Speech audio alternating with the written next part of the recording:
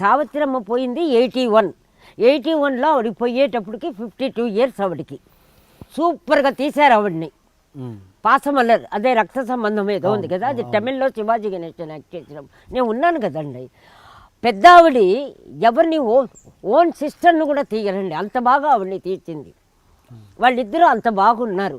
ఆ బిడ్డలు కూడా 5 మంది ఎవ్రీ ఇయర్ కలుస్తారు. ఫేసులు కూడా తమాషా అద్దరం ప్రింటే, అందరూ ఒక తల్లికి పుట్టినట్టే ఉంటాయి మొక్కలు. అది పెద్ద వండర్ అక్కడ. ఓకే, అక్కడ ఎవరిని అడగల. తర్వాత 11 నెలలు ఆవిడ జేజే హాస్పిటల్లోనే ఉన్నది, పెద్ద వైఫ్కి పెద్ద కూతురు హాస్పిటల్లో. నేను చూశానండి, ఇలా చేయి పట్టుకొని ఇలా కూర్చునేవాడు జమిని మామ పొద్దున్నుంచి రాత్రి దాకా. మా ఇప్పుడు ఐటీఏ, అమ్మా ఇప్పుడు ఐటీఏ అని. అయింది 1% కూడా తప్పు లేదండి. తప్పంతా సావిత్రమ్మదే. ఎట్లా తప్పు? తప్పు అంటే చెడ్డ కాదు, బాగా మొండి. మొండి అంటే అంతా ఇంత మొండి కాదు. ఎంత ధర్మగుణం ఉందో, ఎంత ఫ్రెండ్లీ నేచర్ ఉందో, అంత ఈక్వల్గా ధైర్యము మొండి. ఓకే, ఆ మొండితనం ఏమవుతుంది మీకు? నేనింతే నాకు ఇలాగే కావాలి అంతేనండి. చెడు కాదు అది, అది ఆవిడికి చెడు అయింది. ఓకే, దగ్గర చాలా ప్రేమించే వాళ్ళందరినీ పో పో పో అనేదే తప్ప వాళ్ళు ఎంతసేపు ఉంటారండి. గోడ దూకినప్పుడు నాకు తెలుసండి ఆ సబ్జెక్ట్, కుక్కలు తరిమినప్పుడు నేనున్నానండి ఆ సబ్జెక్ట్. అందుకే మీకన్నా వంట రూమ్ దాకా వెళ్ళేది ఒక ఫ్రెండ్షిప్, బెడ్రూమ్ దాకా వెళ్ళేది ఒక ఫ్రెండ్షిప్, బాత్రూమ్ లోపలికి వెళ్ళి స్నానం చేయించేది ఒక ఫ్రెండ్షిప్. ఆ 3 నేను చేశానండి అమ్మకి. అక్కని పిలిస్తే ఒక సంఘటన, ఒక చాలా పెద్ద సీనియర్ ఆర్టిస్ట్ ప్రాణని హిందీ ఆర్టిస్టు, ఏదో 72లో న్యూజిలాండ్స్లో విరాళం కోసం ఒక ఫంక్షన్ పెట్టాడు. అప్పుడు వీలైనంత వరకు భానుమతమ్మకి, సావిత్రక్కకి, దేవికకి గొడవలు వచ్చేది నా వల్ల.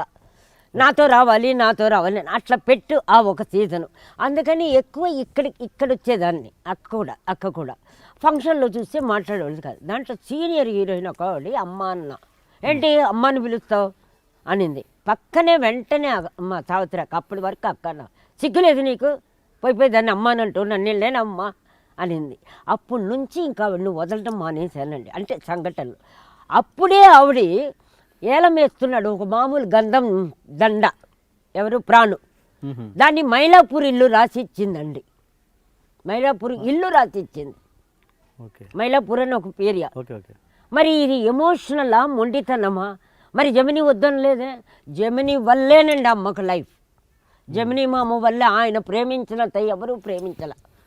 ఈవిడికి బాగా ప్రేమ, బాగా ఈగో, బాగా మొండి తప్ప చెడ్డది కాదండి. ఆ మొండితనం ఆవిడికి నష్టం కలిగించింది. ఆవిడ బీద కాదు, పాడు కాదు, ఎవరెందుకు తరుముతారండి? కూతురు ఎందుకు చివరి దశ అని మీరు ఎక్కడ చూచారు? మీకు ఎవరు చెప్పారు చివరి దశ? మందు తాగే అలవాటు ఎవరు నేర్పలే, ఏమీ లేదండి. నీ మీద పోటీ వేసుకొని నిన్ను సాధించడానికి ఎవరు తాగేది? ఆయన జమిని గారి అంతే కదండి. ఇంకెవరున్నారు? అందరు పిల్లలంతా బాగానే ఉంటారు. ఆవిడకి ఎవరు ఎనిమిది లేరండి, ఎవరూ లేరు. ఇండస్ట్రీ అంతా ప్రేమగానే ఉంటారు. అందరికీ పెడుతుంది పెట్టే అలవాటు. తర్వాత వాళ్ళ అక్కింటికి, అదే జమిని గారు ఫస్ట్ వైఫ్ ఇంటికి మొత్తం నేను చూశానండి. ఇంత వాళ్ళు అలాగే చూసేవాళ్ళండి. వాళ్ళ వంశానికే అందరికి కలిపి ఒకడే సతీష్, ఒకడే కొడుకు. అప్పుడు చాము కూడా చిన్నదే. అంత బాగా చూసుకునేవాళ్ళు. నేను ఉన్నాను. అలాగే ఒకసారి కార్ డ్రైవింగ్, అమ్మ ఉంది, వైట్ పంజాబీ డ్రెస్సు, ఫుల్గా పసుపు పూసేసుకొని కారు తోలుతా ఉంది. నేను పక్కన కూర్చున్నా. సూపర్గా వెళ్ళి ఒకరిని గుద్దేసింది. నంబరు దిగు అనింది. నాకేమో వణుకు, దిగా. కారులో అలా బారేసింది, ఇలా తిప్పుకుంటూ వచ్చేసిందండి. చెయ్యి ఇలా పెట్టుకొని ఇలా ఇంటికి వచ్చేసింది. ఆ కారు ఏమైందో, గుద్దింది ఏమైందో తెలియదు. అంత మొండి ఆవిడ. ఇవి మీరు చూసారా, నేను చూసానా? ఇప్పుడు ఇవన్నీ మనం సినిమాలో చూపించలేము. ఇక్కడికి చూస్తే ప్రతివాడు ఒక కథ చెప్తున్నాడు సావిత్రి గురించి. అప్పుడు అది అబద్ధం చెప్పాలంటే నేను అక్కడ ఉండకూడదు వాళ్ళకి. అందుకే నన్ను తరిమేశారు. అదే కానీ కొన్ని చెప్పలేమనుకోండి. ఇంటిమేసీ అనేది వేరు, అండర్స్టాండింగ్, ఆ ఫ్రెండ్షిప్ వేరు, ఒక టైం పాసింగ్ అని ఒక ఫ్రెండ్షిప్ వేరు. ఇట్లా ఫ్రెండ్షిప్లో కూడా కొన్ని వేల రకాలు ఉంటాయండి. జనరల్గా స్నేహం ఏంటి? ఎవరన్నా చచ్చిపోయినా పెళ్ళిళ్ళు వస్తే చాలా హెల్ప్ చేసినట్టు డ్రామాలు చేసి ఆ తర్వాత సంవత్సరం అంతా వాళ్ళని వాడుకొని దొబ్బుతారు. అదొక ఫ్రెండ్షిప్. అన్ని రకాలు చూసే కదండి వచ్చాం. ఇప్పుడు మీరు చూస్తున్న ఈ వాతావరణంలో ఇవి నేర్పేవాళ్ళు, చెప్పేవాళ్ళు, తిట్టేవాళ్ళు, నేను పస్తున్నానా, బాగున్నానా, ఏమన్నా కనపడతా ఉన్నా, హ్యాపీగా రిలాక్స్గా ఉన్నాం.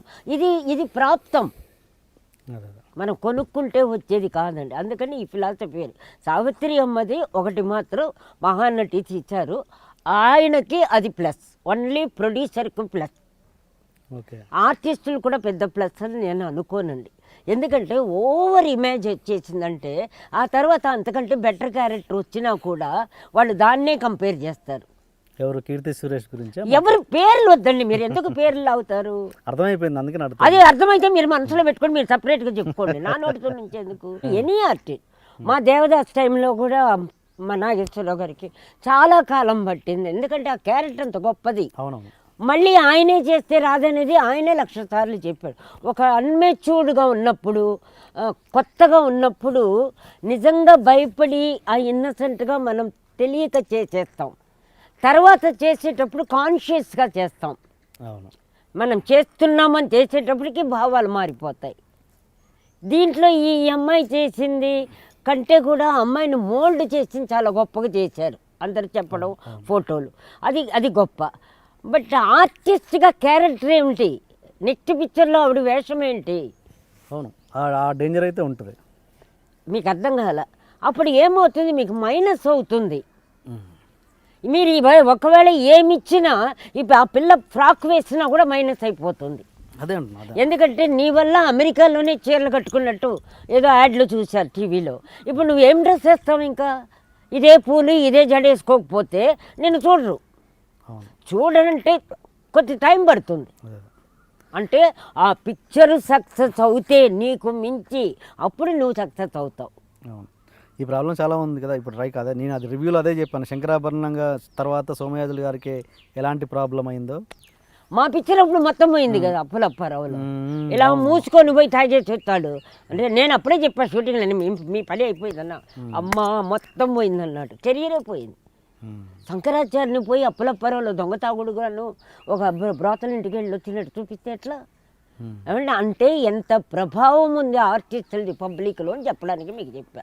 ఇంత ప్రభావం ఉన్నప్పుడు ఇప్పుడు ఎందుకు ఇలాంటి సినిమాలు అంటే ఇప్పుడు ఉన్న వాళ్ళకు టేస్ట్ లేదు, మ్యూజిక్ సెన్స్ లేదు, వాళ్ళకి తెలీదు. విజిల్ కొట్టే పిల్లలు, దానికి ఆ పిల్లలతనమైన సినిమాలు బాగుంటాయి. మంచి మ్యూజిక్ వేస్తే వాళ్ళకి ఏమొస్తుంది, నిద్రపోతారు. అది ఒక చోట్ల నేను చెప్పా. అప్పుడు మ్యూజిక్ వేస్తే నిద్రపోవడానికి, ప్రేమించుకోవడానికి. ఇప్పుడు మ్యూజిక్ వేస్తే విడిపోవడానికి, కొట్టుకోవడానికి, మెలకు రావడానికి, భయం రావడానికి. అంటే కొట్టి లేపేస్తున్నారు మ్యూజిక్. అది మ్యూజిక్ అండి. అంటే ఇది అన్నామంటే ఏదంటే అవును మేము అంటాం, నీకు ఇష్టం ఉంటే విను, లేకపోతే ఛానల్ మూసుకో అంట. కరెక్టా కాదా? ఏం మ్యూజిక్ అండి మీరు వేస్తున్నది? ఇప్పుడు సావిత్రమ్మ సినిమాకే తీసుకోండి. ఇప్పుడు నేను చెప్పానంటే కాంట్రవర్సీ, దీనికి ఒక డ్రామాలు చేయడం మొదలెడతారు. నిజంగా మ్యూజిక్ ఓల్డ్ది కాదు, న్యూది కాదు. ఆ పిక్చర్ మేము ఊహించుకోండి, నాలాంటి వాళ్ళు ఎవరో మెంటల్ ఉంటారు కదా, వెళతాము. వెళ్ళినప్పుడు ఆ మ్యూజిక్ వింటే ఫీలింగ్ రావాలి కదా మాకు, మా సావిత్రమ్మ గుర్తు రావాలి కదా, రాదు కదా అక్కడ. అంటే మ్యూజిక్ ఎంత మనకు ప్రభావితం చేస్తుంది. మ్యూజిక్ లైఫ్ కదా. మ్యూజిక్లో మంటలు వస్తున్నాయి, వర్షాలు వస్తున్నాయి, మేఘాలు ఆగుతున్నాయి. మ్యూజిక్ అంటే నాదం, శబ్దం, ఓంకారం అని ఎన్నెన్నో పేర్లు ఉన్నాయి. సినిమా మ్యూజిక్ బాగా పాపులర్ అయింది, మీకు తెలుసో తెలియదు. అది మీకు అయింది, నాకు అవ్వల. భలే నన్ను ఫోర్స్ చేస్తారంటే, అంటే డబుల్ మీనింగ్లో రెచ్చగొడుతున్నారా, నన్ను లాగుతున్నారా? ఇంకెట్లా? అరే ఒక్కొక్కరికి ఒక్కొక్క టేస్ట్ అండి.